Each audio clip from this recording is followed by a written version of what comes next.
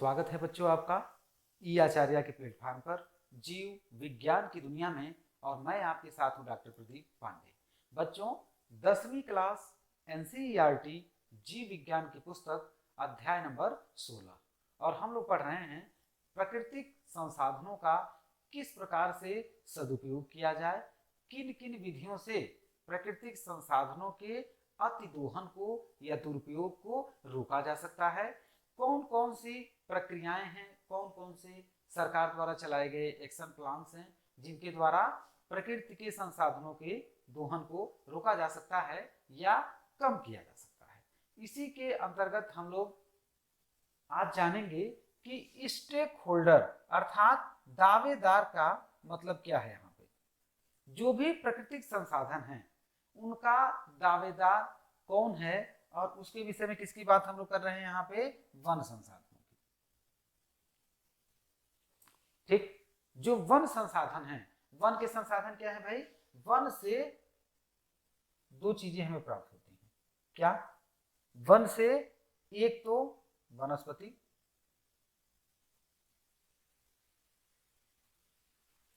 और दूसरे क्या प्राप्त होते हैं भाई, जंतु। वन है, जंगल है, तो जंगल में पेड़ पौधे होंगे और जीव जंतु भी होंगे। ठीक, अब इन सबका प्रयोग हम विभिन्न तरीकों से करते हैं। वनस्पति है या जंतु है, वनस्पति में इनका क्या है भाई, फूड के रूप में, फूड, फाइबर, फूड और वुड, सीधा लिखिए दो चीजें, फूड और वुड।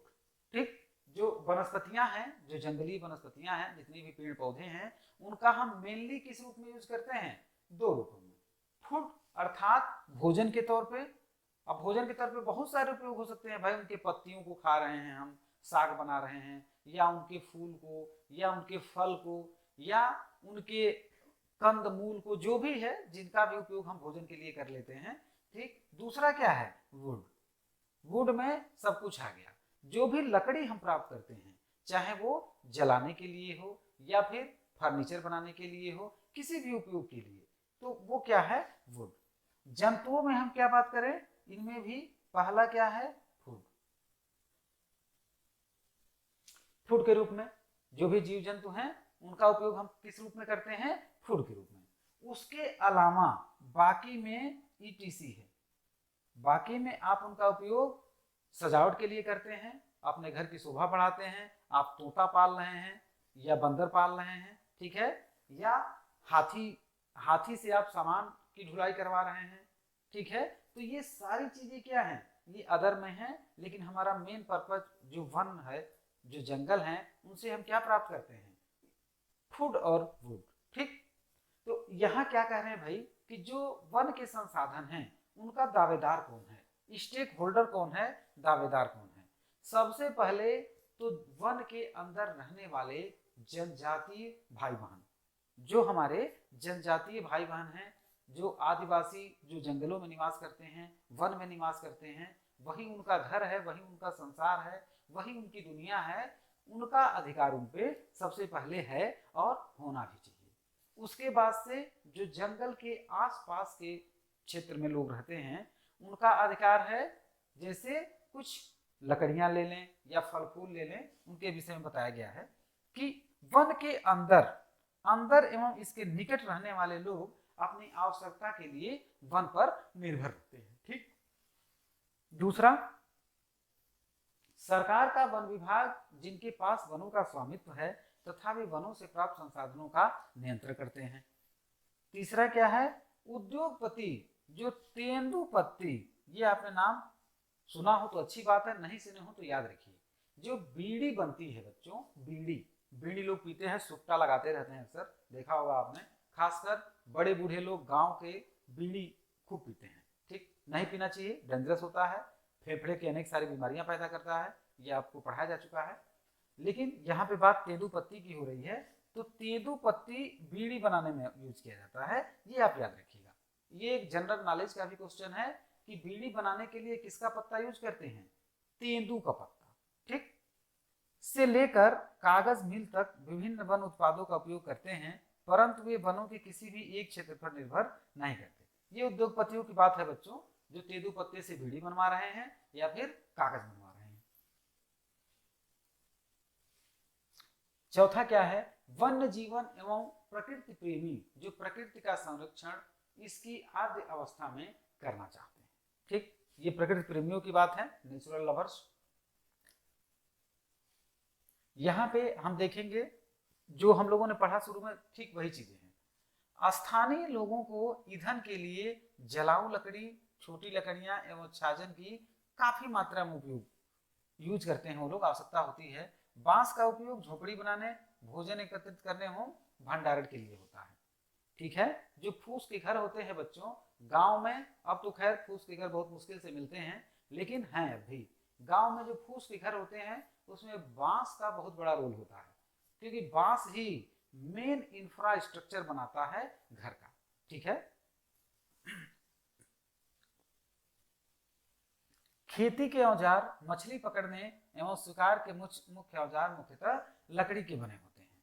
जो जंगल में रहने वाले लोग हैं उनके पास लाठी, डंडे जो होते हैं वो किसके बने होते हैं, लकड़ी के ही बने होते हैं। जो भाले होते हैं वो भी मेन लकड़ी का होता है। ये अलग बात है कि ऊपर से उस पर क्या होता है, लोहे का बना होता है, लेकिन जो मेन है वो तो लकड़ी ही है। ठीक, उसके बाद से इसके अतिरिक्त वन मछली पकड़ने और शिकार स्थल भी होते हैं। विभिन्न व्यक्ति फल, नट्स, औषधि एकत्र करने के साथ साथ अपने पशुओं को वन में चराते हैं तथा पशुओं के लिए चारा भी एकत्रित करते हैं।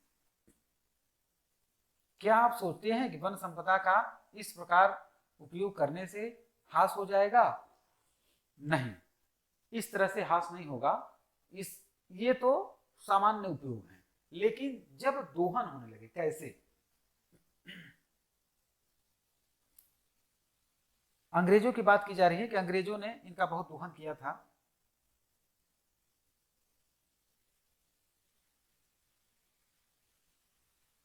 ये देखिए, और उसी समय से, अंग्रेजों के समय से ही जो संसाधन हैं उनका अति दोहन शुरू हो गया। और जो यहाँ के मूल निवासी थे, जो भारत के मूल निवासी हैं, जो भारतीय लोग थे, उनको एक सीमित क्षेत्र में कर दिया गया, जबकि अंग्रेजों ने क्या किया, इनका दोहन शुरू कर दिया, प्राकृतिक संसाधनों का।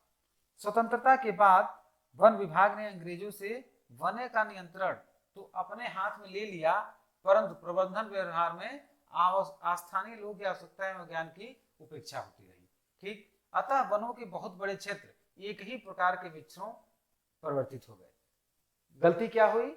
वन का मतलब क्या होता है कि विभिन्न तरह के पेड़ पौधे वहां होने चाहिए। अंग्रेजों ने क्या किया, अंग्रेजों ने अपने लाभ के लिए जो लोग थे, जो जंगल पे आश्रित थे, उनको एक किनारे कर दिया और जंगलों का दोहन शुरू कर दिया। दूसरी बात, आजादी के बाद भी क्या हुआ बच्चों, कि जो वन प्रदेश हैं वहां से जो जंगल काटे गए, उसके जगह पे नॉर्मल नेचुरल वन नहीं बना, आर्टिफिशियल वन बनाया गया। कैसे? सिर्फ एक ही तरह के पौधे लगा दिए गए जिससे कि फर्नीचर वाली लकड़ी मिले और लाभ हो, जैसे यूकलिप्टस का पेड़ या सागौन का पेड़। ठीक है, वही कह रहे हैं यहाँ पे कि टिक, चीड़ अथवा यूकलिप्टस के वनों में परिवर्तित हो गए। लगाए गए पौधे जो सिर्फ यही सब पौधे थे जिनसे कि फर्नीचर वाली लकड़ी प्राप्त होती है, तो वो नेचुरल वन नहीं रह गया। ठीक है, इन वृक्षों को उगाने के लिए सर्वप्रथम सभी पौधों को हटा दिया गया। देखिए, तोड़ दिया गया। जो एक इकोसिस्टम था वो बर्बाद कर दिया गया। उस जगह का जो इकोसिस्टम था जिसमें विभिन्न तरह के पेड़ पौधे थे, उसको क्या कर दिया गया, बर्बाद कर दिया गया कि सिर्फ एक तरह के पौधे लगा दिए गए। विविधता बड़े स्तर पर नष्ट हो गई। और इस तरह से जो जैव विविधता बोली जाती है, जिसे बायोडाइवर्सिटी, जैव विविधता को क्या कहते हैं बच्चों? जब आप अगली क्लास में जाएंगे तो ये चीज बहुत अच्छे से पढ़ाई जाएगी, वहां पे खूब क्वेश्चन भी पूछा जाता है। जैव विविधता जिसे क्या बोलते हैं? बायोडाइवर्सिटी, ये याद रखिएगा। बायोडाइवर्सिटी ये समाप्त हो गई। जंगल में जो विभिन्न तरह के पौधे थे उन्हें काट के खत्म कर दिया गया, एक तरह के पौधे लगा दिए गए। यही नहीं, स्थानीय लोगों की विभिन्न आवश्यकताएं इत्यादि की आपूर्ति भी नहीं हो सकी। राजस्व का मुख्य स्रोत बना। राजस्व तो मिला, राजस्व तो मिलता रहा लेकिन इकोसिस्टम तो बर्बाद हो गया। ठीक है बच्चों। उद्योग फैक्ट्री लगाने के लिए ढेर सारी, ये देखिए, फैक्ट्री लगाने के लिए लोगों ने जंगलों को बर्बाद कर दिया, काट डाला, जला डाला, खराब कर डाला। किसी वन के टिक के सभी वृक्षों को काटने के बाद वे दूरस्थ वनों से टिक प्राप्त करने लगेंगे। उन्हें इस बात से कोई मतलब नहीं कि कैसे सुरक्षित होता है और आने वाली पीढ़ियों, ये देखिए, आगे आने वाली पीढ़ियों को भी उपलब्ध हो सके। अर्थात जो लोग बिजनेसमैन हैं उनका काम क्या है? उनका काम है सेल्फिश, बस अपना यूज करें, अपना काम करें, बाकी पर्यावरण भाड़ में जाए, उससे उनको कोई लेना देना नहीं है। यहां देखिए, प्रकृति एवं वन्य जीवन प्रेमियों की जो वन पर निर्भर तो नहीं है,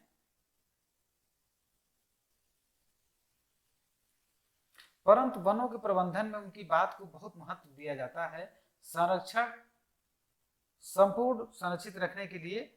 अब देखिए दिक्कत क्या है कि जब वन को नष्ट करेंगे, जब जंगल को नष्ट करेंगे, तो जंगल में रहने वाले जीव जंतु भी नष्ट हो जाएंगे, प्रभावित हो जाएंगे। क्यों? आप पढ़ चुके हैं खाद्य श्रृंखला और खाद्य जाल। किसी भी पारिस्थितिकी तंत्र में यही महत्वपूर्ण भूमिका निभाते हैं वहां के जीव जंतुओं के लिए, खाद्य श्रृंखला और खाद्य जाल। जब आप पौधों को काट डालेंगे, सिर्फ एक तरह के पौधे लगा देंगे, तो क्या होगा? खाद्य श्रृंखला टूट जाएगी। खाद्य श्रृंखला टूट जाएगी तो फिर बहुत से जीव जंतु मर जाएंगे, वहां से भाग जाएंगे, हट जाएंगे, जैव विविधता खत्म हो जाएगी। ठीक है। और इसीलिए जो बड़े जीव जंतु हैं, शेर, चीता, हाथी, गैंडा, इनके संरक्षण के लिए आज गवर्नमेंट को बहुत सारे नेशनल पार्क्स और रिजर्वायर्स ये सब बनाने पड़ रहे हैं, जिससे कि ये लोग समाप्त न हो, ये लोग बचे रहें। यहाँ देखिए एक उदाहरण दिया गया है कि कैसे प्रकृति को बचाने के लिए लोगों ने क्या किया। राजस्थान के बिश्नोई समुदाय के लिए वन एवं वन्य प्राणी संरक्षण उनके धार्मिक अनुष्ठान का भाग बन गया है। कहाँ के भैया? राजस्थान। कौन सा समुदाय? बिश्नोई समुदाय। ये पूछा जाता है, ये आप याद रखिएगा। एग्जाम में यदि आता है इससे संबंधित प्रश्न, यदि आप ये लाइन लिखते हैं तो आपको बढ़िया नंबर मिलेगा। राजस्थान का कौन सा समुदाय? बिश्नोई समुदाय। ये लोग क्या करते हैं? जंगल को कैसे बचाया जाए, किस तरह से पूजा पाठ और धार्मिक रीति रिवाजों से इन्होंने जोड़ रखा है। देखिए, भारत सरकार ने पिछले दिनों जीव संरक्षण हेतु अमृता देवी बिश्नोई राष्ट्रीय पुरस्कार की व्यवस्था की है। इसी बिश्नोई समुदाय के, राजस्थान के बिश्नोई समुदाय के परिवार की एक महिला थी अमृता देवी, जिनके नाम पे अमृता देवी बिश्नोई राष्ट्रीय पुरस्कार की भी व्यवस्था की गई है। यह पुरस्कार अमृता देवी बिश्नोई के हित में दिया जाता है। ये अमृता देवी कौन थी भाई? बहुत जबरदस्त घटना है। देखिए, 1731 में राजस्थान के जोधपुर के पास खेजराली गांव, कौन सा गांव? खेजराली गांव में खेजरी वृक्षों को बचाने हेतु 363 लोगों के साथ अपने आप को बलिदान कर दिया था। ये थी अमृता देवी। सोचिए, एक महिला होते हुए भी वन को बचाने के लिए, जंगल को बचाने के लिए 363 लोग कम नहीं हुए, 363 पर्सन्स, इन सब लोगों ने अपनी जान दे दी, अपने प्राणों की आहुति दे दी, बलिदान हो गए जंगल को बचाने के लिए। इसीलिए सरकार ने ये योजना चलाई है कि अमृता देवी बिश्नोई राष्ट्रीय पुरस्कार। ये किसको दिया जाता है भाई? ये उन लोगों को दिया जाता है जो प्रकृति के संरक्षण में महत्वपूर्ण भूमिका निभाते हैं, उनको ये पुरस्कार दिया जाता है।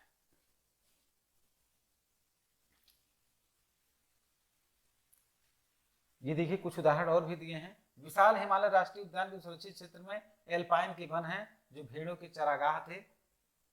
घुमंतु खानाबदोश चरवाहे प्रत्येक वर्ष ग्रीष्म काल में अपनी भेड़ें घाटी से इस क्षेत्र में चराने के लिए जाते थे, परंतु इस राष्ट्रीय उद्यान की स्थापना के बाद इस परंपरा को रोक दिया गया। अब यह देखा गया है कि पहले तो यह घास बहुत लंबी हो जाती है, फिर लंबाई के कारण जमीन पर गिर जाती है, जिससे नई घास की वृद्धि रुक जाती है। एक ये भी कारण है भाई, घास जो भी ये जो भेड़ चराने वाले लोग थे, भेड़ों के चरागाह थे, भेड़ चराने वाले लोग थे, ये भेड़े लेके जाते थे, भेड़े घास चर लेती थी, फिर नई घास उगाती थी। लेकिन भेड़ों को रोक दिया गया तो क्या हुआ, घास बड़ी हुई, कोई चरने वाला नहीं मिला, बड़ी होके गिरी, सड़ी और फिर नई घास नहीं हो पाई जल्दी। संरक्षित क्षेत्र में स्थानीय निवासियों को बलपूर्वक रोकने की प्रबंधन नीति संभवतः लंबे समय तक सफल नहीं हो पाई। किसी भी प्रकार वनों की क्षति के लिए केवल स्थानीय निवासियों को उत्तरदायी ठहराना नहीं है।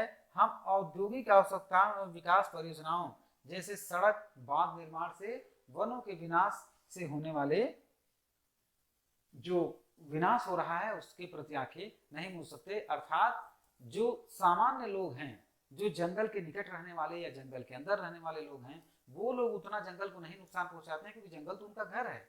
नुकसान कैसे पहुंच रहा है, आधुनिकीकरण के कारण, इंडस्ट्रियलाइजेशन के कारण बड़े बड़े बांध बन रहे हैं, बड़े बड़े महल बन रहे हैं, इमारतें बन रही हैं, उनमें जो फर्नीचर यूज हो रहा है वो कहां से आ रहा है, जंगल ही तो काटा जा रहा है।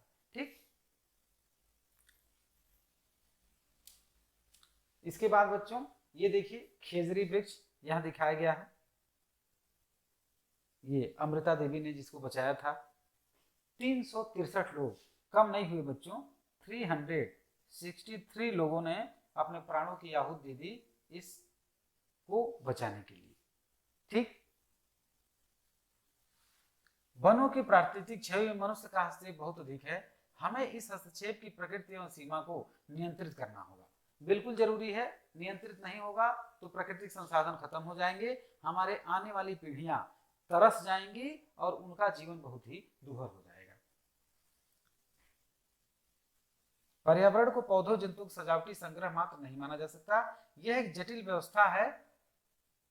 ठीक है, तो इनमें किस तरह से, कुल मिला के कहने का मतलब क्या है, हमें सावधानी पूर्वक उपयोग करना होगा। इतनी सारी बातों का सिर्फ एक मतलब है कि जितने भी संसाधन हैं, चाहे वो जल हो, चाहे वो वन हो, या फिर पेट्रोलियम प्रोडक्ट्स हो, हमें उनका उपयोग कैसे करना है, सावधानी पूर्वक। बस